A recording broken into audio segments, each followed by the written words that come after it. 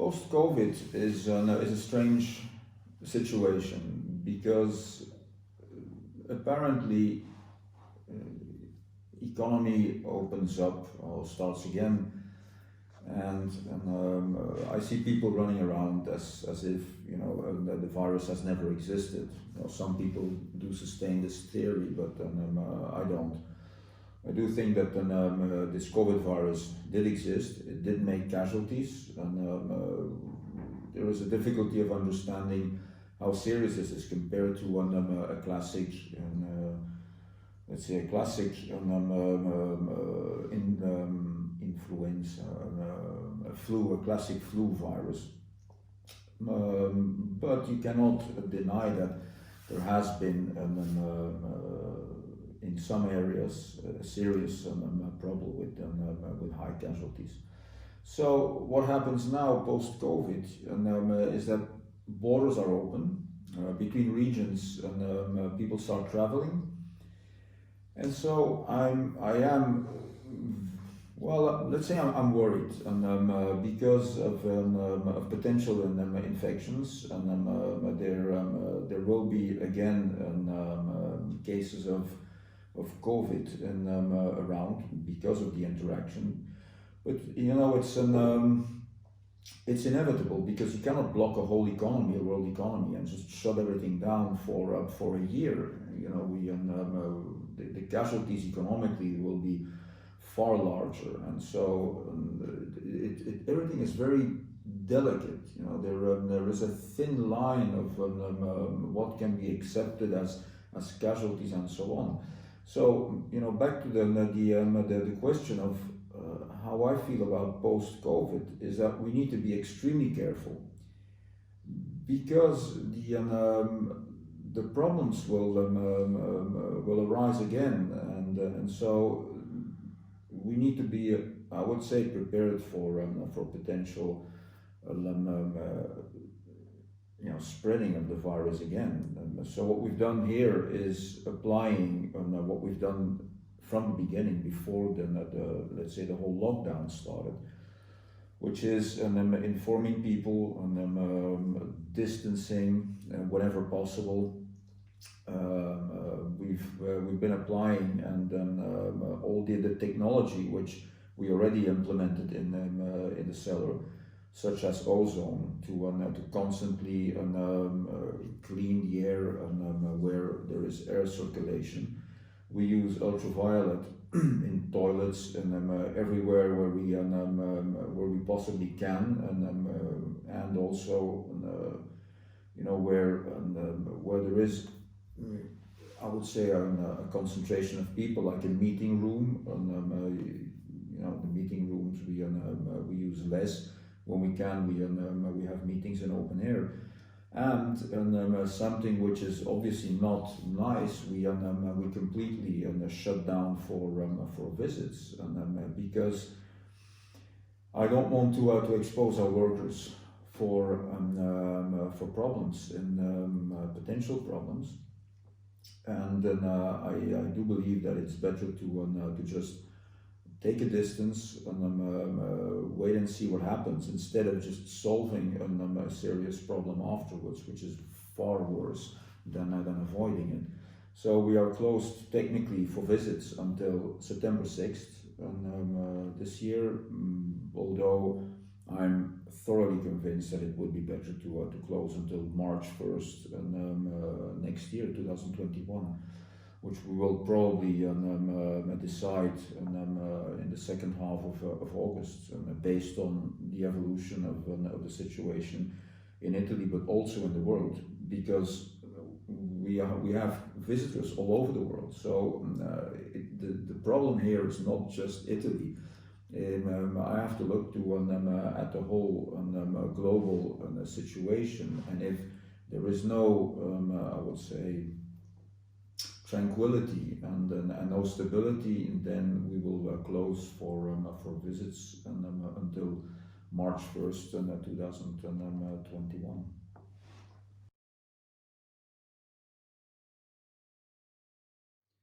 After the COVID period, it's been a bit more difficult to get back on track, because, well, we had to implement a number of things legally, which no, let's say, no company or production unit has ever had to deal with. So even in our small, let's say, reality with, let's say, 20 no, 20 plus workers, we had meetings every week, and it takes time. You have to inform people, security at work, and implementations, and every person that gets into the cellar, but also outside, you need to measure the temperature. You have to register everything. Everything needs to be filed, and so on. So it does take a lot of time, and which means time is money, and so besides the fact that you sell less because restaurants are basically closed, it meant that we had to focus also more on, I would say, the e-commerce or the sales in wine shops, which we did, and I must say not without success. So in the end, I can't complain in the given situation, but it needed a lot of mental flexibility to change to commercial strategies, to organize internally the company, and in order that everything and everybody is safe. And in the case of the visits, estate visits, we had to take a radical decision. Like either we open, but you cannot say like, okay, where do you come from?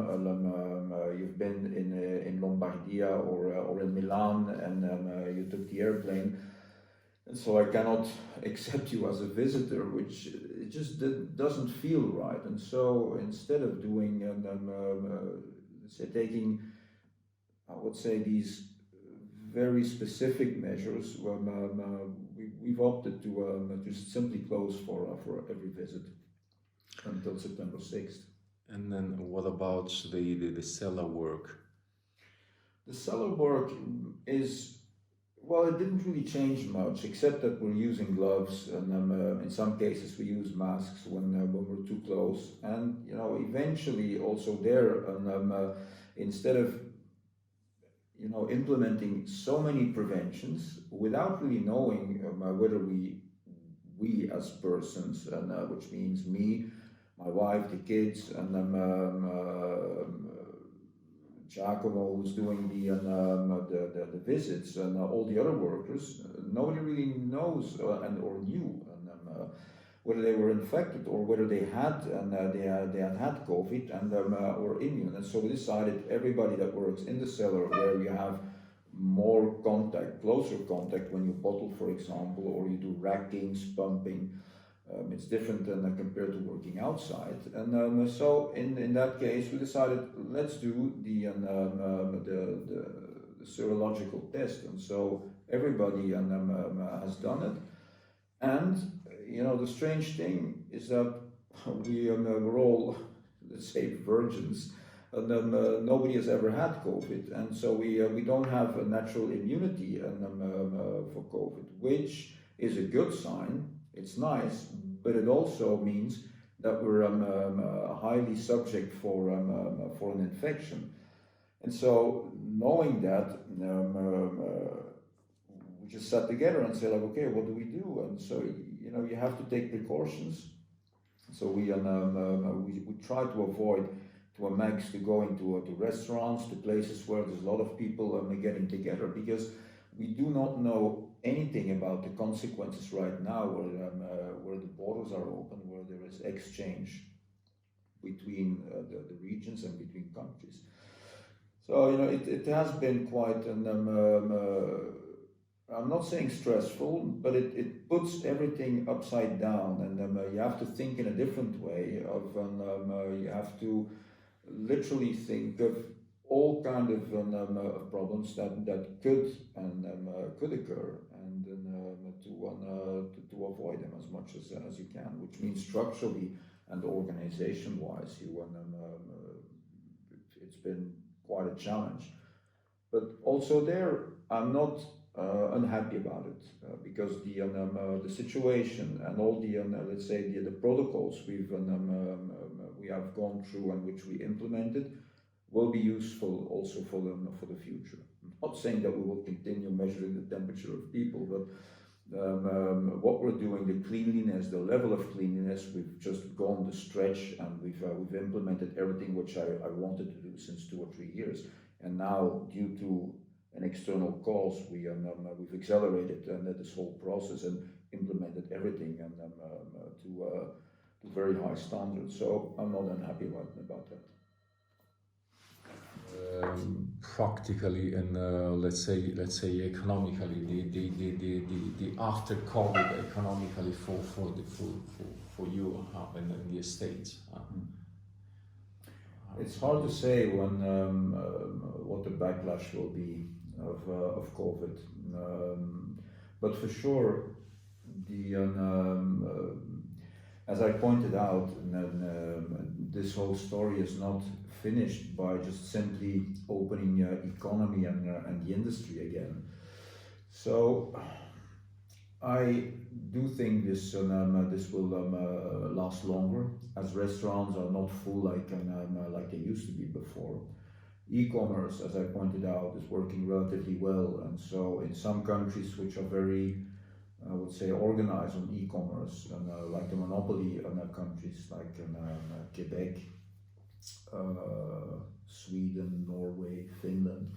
I think in these countries we're doing pretty well. The US is still a good market, and as we have higher requests than we have products.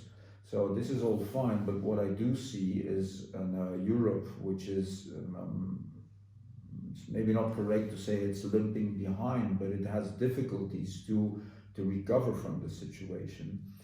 I see France quite difficult as a market, which for us being, let's say, the top number one market, is shrinking heavily, and it has difficulty coping with the situation. Also, the riots for racism do not help, and France is a very, I would say, cynical country where syndicates they have very strong I would say powers, and they can block a whole country economically with strikes. So this is something very specific to France. Italy has difficulty economically, but I do see light at the horizon in Italy. It will take a bit longer time, but I see that the economic measures go way beyond the period of COVID. So Italy, very honestly, is handling economically the situation quite well, as it gives incentives on a much longer base in the future to cope with the economic losses. And that is something which I didn't expect. So I don't see this so bad for Italy. I do see that countries with a very strong protective and social culture will have more difficulty handling this, because it's costing much more. Like America, for example, is very free, but it's also a country where poor people are not very well protected, and so it's costing much less. So overall, before the whole world will be rebalanced again, it's going to take at least 2021 as a complete year to get back to normal. I do not think that without a vaccine, economy will be, let's say, will have a revival very, very quickly. I think the peace of mind will come with a vaccine. Whether somebody wants to take it or not, that is a personal decision. There's people strongly against it because right, so viruses, they mutate. So it's going to take a long time before before there will be a rebalance. But as soon as there is a vaccine for a large amount of the population, people will be much more tranquil to take up, the regular visit to a restaurant, go into a pizzeria, and go to a theater and music. So life will turn back to normal again. But as I said, it's going to take until 2020 and 22. And then the last reflection is how will the economy and how will the world be like and after this change. Honestly, I read a lot about the world will never be the same again. I do believe that the world will be the same again because people have a tendency of forgetting very easily, and so planes will be chock full again. There will be bigger precautions like air cleaning and so on. So it's going to be a new economy for new I would say techniques and technologies. The car industry, which is basically completely dead, and nothing much is moving. Will move much faster into a direction either electric or with hydrogen, with less polluting cars. So I do see opportunity and much more than damage, but obviously it's going to take 2 or 3 years. For us as a winery, I think we are in a very archaic segment of economy, and so land is something pristine and is something precious, and so it's we will have a downfall in turnover, that's for sure. But on the other hand, I think in 5 years we will be back on track again. Also because we have a difficulty if we cut down the production right now, the consequences and the effects of that are seen over a long term in 2 or 3 years. So when I say economy, and then you look at a production run like in cars for 6 months, you can have a relatively direct effect on your balance sheet, on the volume, on your invoicing. In our case, when I take a decision today, the effect is seen in 2 years from now. That's the fastest. So I'm much more of a long-term thinker, and so I'm not afraid of investing in this period, which we're doing right now. So what we do not spend right now in the cost of traveling, we just spend in investing in various aspects which have been, I would say, less developed, or which we didn't have even time for doing. And we're also investing in equipment and tools for mechanizing in the land and for the work outside. So let's say basically we are fine-tuning things which we didn't really do because we paid too little attention, and so it helped us to think also where we're heading for in the future, and to rethink also the positioning and everything else. So it's not been all that bad. It did have consequences. So you're basically saying that flexibility is a key word in this period of changes. So you need to be ready to adjust, to tune to the new possibilities that this period offers. So and connected to this, how do you see this present in other wineries? Do you see, and connected with this, how do you see the region, Etna region, and if you feel like spending a few words in general, the wine world, how do you see this? Now, flexibility, and back to the first point, is very important. It is very important in any situation, like a classic situation where everything works perfectly, and you do not have to think about flexibility because you run let's say, on a protocol which is preset, and so you don't really think about why do I need to change it, and everything works perfectly. The thing is, and if you do prepare yourself mentally for the just in case scenarios, and I think that is interesting, which is something I've, let's say, basically always done in my life, and I like to, let's say, think about situations of change, and I'm not saying I'm planning all these, let's say, situations, and think these through. But for example, in vinification, I'm not a big fan of, let's say, a whole bunch of vinification, but all our equipment was bought and set up to be able to do that.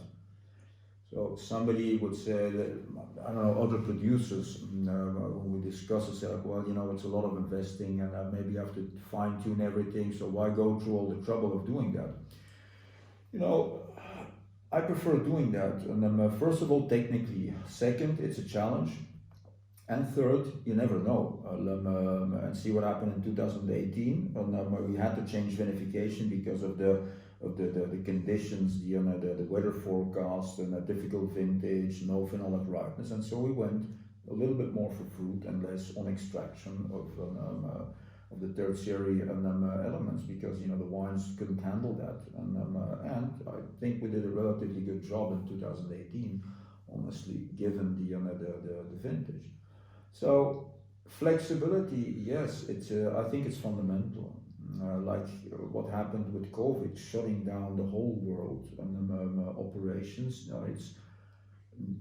I don't think anybody they have an idea of what the consequences were, and whether there was no plan of, that existed in this case. And you saw it also with politicians. So it's easy to say like that, this has been done wrong and whatever else, but on the other hand, managing a company or a country, which basically is also a company, you have to be flexible, and so obviously every decision is subject for criticism, but on the other hand, if you don't know what you're heading for, which was the case in the first 2-3 weeks of this COVID lockdown, then it's flexibility is the only answer, and analyzing something in a scientific way, and not making too radical decisions immediately, but decisions taken, you go you keep on implementing them, otherwise it doesn't make any sense. And that is also something, I think high flexibility is something that goes along with consequence, which is apparently the opposite. Consequence means like following a line and going the whole way, which is important, but it's also important doing that. You notice that you're not going the right way, just changing 180 degrees and doing something completely apparently crazy and without a sense, but it does, because you have the information and said that you're not doing something right, and then you just correct that. That is important, correcting while you're on a certain track, and that's the same thing for us. So why do we continue? And actually we've reinforced protocols of I would say protecting our employees, and also not accepting the visits, because at this moment we still do not know what the consequences are of COVID. The analysis are not 100% reliable, and so rather than exposing yourself to problems and to infection, I would much rather try to avoid it. So flexibility, yes, but consequence and scientific approach are very important.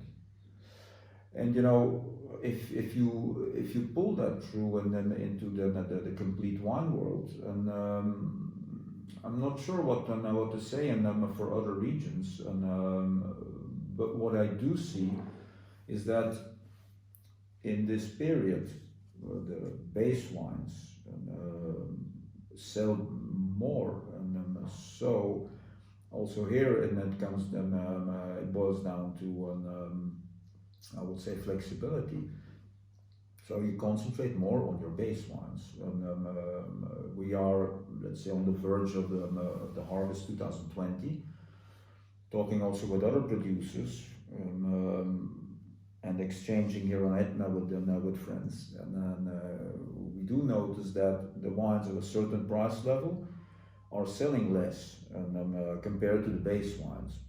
So we will produce most probably a bit less of the top wines, and we will produce a bit more of the base wines. That also is flexibility. Although I'm not really, let's say, I don't want to go that way. I like the precision wines, the wines of high definition, but if the market is not there, then you need also that flexibility to turn around, because we have an operation to run, we have a family, and we have workers, and so I also have to be sensitive to what the market the market absorbs and also wants. If you produce only for your own consumption, it's very easy to say like, okay, I'm going to do this or that. But and that's due especially because the restaurants are not open the same way, because higher level wines are sold mostly in restaurants rather than in wine shops. Correct. They are also sold in to collectors. So there are people who continue buying top wines, but obviously there is quite a large chunk that goes to restaurants, and so they are, let's say, slowing down. So gradually this will go back to normal, but over a longer period, and so it's going to take a little bit of time. That would give you the possibility to age your best wines for longer. It's true, it's again, it's a bit a matter of choices, and also the timing. Timing is an aspect which we didn't talk about, but you see, you can run around and you work like crazy, and then you just go on, and you have so many projects that you have to manage, and so there is very little time to think. So stopping, the lesson of COVID for me is like, you need a given moment. You can do 1 year, 2 years, 3 years, but after a few years, it's good to just stop. I'm not saying shutting down your operation, obviously, but just slow down your own rhythm, step back, and watching from, let's say, outside to what's happening. Not being, let's say, part of the whole, let's say, operation, but just stepping out, watching, like, am I doing the right thing? What are we doing? Where are we heading for? And I think that is good. I'm not saying every year, but might be interesting. But I do think every few years to analyze. I'm not saying just for the economy, for the costs, but also for the vision, the future. Where are we going to? How many hectares do we want? The kids, maybe in 5 or 6 years and 10 years, and they want to join. So okay, you have to maybe reorganize the structure of a company, and again, so it is very interesting, and that's also here again. We're talking about flexibility, and change is something which is part of today's modern life, and it is much faster. The changes are much more frequent than they used to be in the old days. Also due to communication and all the exchange of information we have today, which is, it's incredible. It really is amazing. You send something, you talk on Zoom or Instagram with people in Australia, and 10 minutes later, it's published, and the rest of the world can join that conversation which you were doing. So that is a rhythm which is very, very high, and so we have to be a little bit careful also with the excess of information, also the speed, and that's why stopping, it's like step out, breathe, look around, step out of your own world, and just look around what's happening with your creation and what you've built up. It's very important. How do you think the Etna region reacted to the whole situation and the whole wine world? If you feel like spending a few words about it. The Etna region, as it's a very new AOC. It's a recent, let's say, discovery to the wine world and to wine consumers. So obviously, a recent discovery is potentially more hazardous and at risk. You know, Barolo is Barolo. You use that word and everybody knows where they are. It's Piemonte wines of tannic structure, and so Brunello the same thing. And Chianti has a strong history, and Etna obviously has a very long history, but it's not yet established in terms of wine, and as long as the other great AOCs. So I personally thought Etna was going to have a bit more difficulty of selling. What I do see is that, at least the information I have, is that I believe there's more requests for Etna than what they eventually produce. So then I would say the good wines, the wines that have, I would say, a request, that have visibility, the wineries of Etna. I do think they have managed to keep on supplying markets, and there is a request.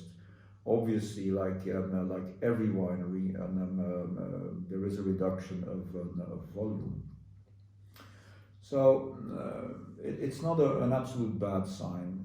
Another positive issue about Etna compared to, for example, Barolo, is that let's say a basic Etna wine like our Sussucaru, or let's say a base Etna of Terenere or Gracchi, doesn't have a high price point. It's not like you're buying let's say an inexpensive Barolo, which is still an entry level, which is relatively high. So those are wines that have a high rotation, and they have good sell-through, especially on e-commerce. So I think Etna in that aspect, it saves itself because of the price point of the base level of Etna wines, and that's a positive thing. So I think it's not devastating for Etna. It's obviously a difficult period, so it's not all again that dramatic, and it will take time to get back to normal again. But I do think in this case Etna, saves itself also because of the offering between say an entry level wine and the top wines, the Contradas, the Crus. The wine world in total is hard to say right now, but what the latest data I had on sales and on export is that France has been relatively hit hard, and Italy, obviously there is less sales, but there is, Italy is doing better than France in this case, and maybe because the average price per bottle in Italy is much less than the average price of also the great wines in France. So I do think that being able to have this flexibility or a large, let's say, offering, including also entry-level wines, is, I think, an advantage. And people keep on buying the wines, they keep on drinking the wines, tasting the wines, and I do think it's also a good communication tool. So stepping back to Etna, I think we're doing well, and also offering wines at a price quality level, and price the, let's say the by the glass wines, wines that are on the shelf $25 and I think that's a very good and very positive thing, because it also it's a promotion for Etna basically, whereas in Burgundy your entry level is much higher, which is a bigger difficulty right now for consumers to buy regularly and to drink regularly at home.